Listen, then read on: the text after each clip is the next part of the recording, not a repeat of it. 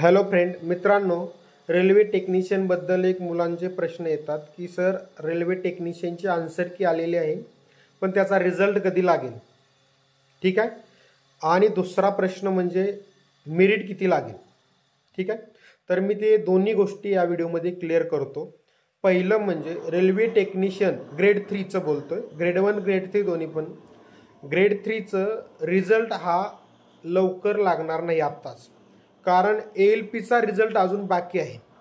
ALPचा result जानेवारी एंडिंगपर्यंत लागेल असं सांगितलेलं आहे. तर टेक्निशियनचा रिझल्ट त्यानंतरच लागेल. बरोबर. म्हणजे टेक्निशियनचा रिझल्ट तुमचा गेला फेब्रुवारीमध्ये.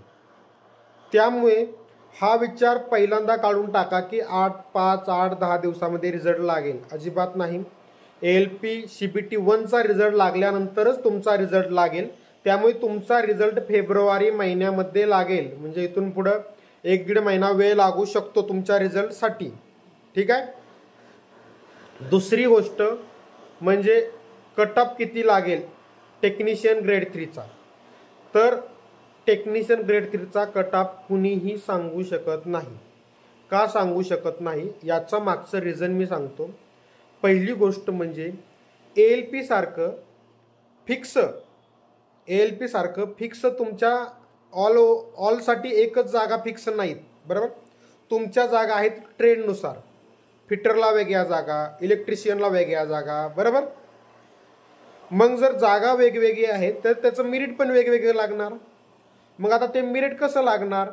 एक तर तुम्हाला जागा किती आहेत, वॅकन्सी किती होत्या तुमच्या ट्रेडला, तुमच्या झोनला जागा किती होत्या पहिल्यांदा, तुम्ही ज्या झोनला फॉर्म भरलाय तिथे. दुसरं म्हणजे तुमच्या ट्रेडला जागा किती आहेत. तिसरं म्हणजे तिथे फॉर्म किती आले होते. बरोबर. ह्या 3 ते 4 गोष्टीचा विचार करावा लागेल मेरिटसाठी. ठीक आहे. त्यामुळे तुम्हाला 45 मेरिट लागेल म्हटलं मी, तर काही 1, 2, 3 ट्रेडचं 45 पण मेरिट लागेल, पण काही ट्रेडचं 75 पण लागेल. बरोबर. ज्या ट्रेडला जागा कमी आहेत, फॉर्म जास्त आहे आलेले आहेत, कॉम्पिटिशन जास्त आहे, त्याचं मेरिट 75 पण जाऊ शकतं. बरोबर. त्यामुळे कोणत्या झोनचं कोणत्या ट्रेडचं मेरिट किती लागेल हे कोणीही सांगू शकणार नाही.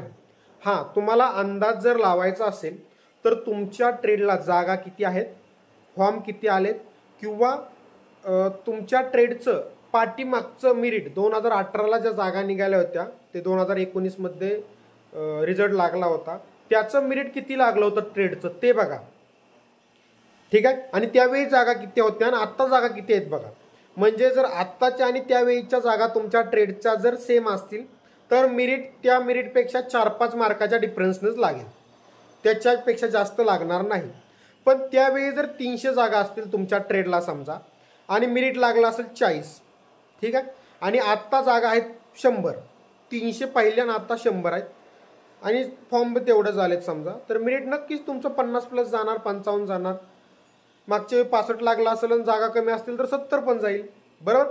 त्यामुळे मेरिट टेक्निशियनचं कुणीही कट ऑफ सांगू शकत नाही. जे सांगत असतील ते अंदाजे सांगतात आणि मग त्याच्या आसपास मेरिट लागेल असं सांगतात. बरोबर. पण कुणी सांगणार नाही ह्या ट्रेडचं हे मेरिट लागेल, त्या ट्रेडचं ते मेरिट लागेल. अजिबात नाही. कारण ट्रेडनुसार तुमचं मेरिट 35 पासून ते 75 पर्यंत जाणार आहे वेगवेगळ्या ट्रेडनुसार. ठीक आहे. हां. आणि रिझल्ट तर मी सांगितलं की जानेवारीत रिझल्ट तुमचा लागणार नाही, तुमचा रिझल्ट फेब्रुवारीमध्ये जाईल. ठीक आहे मित्रांनो. अजून काय तुम्हाला डाऊट असेल टेक्निशियन विषय तर मला खाली कमेंट करून विचारू शकता. ठीक आहे. आपल्या टेलिग्राम चॅनलला जॉईन व्हायचं असेल तर खाली डिस्क्रिप्शनमध्ये लिंक दिलेले जॉईन होऊ शकता. Thank you friend.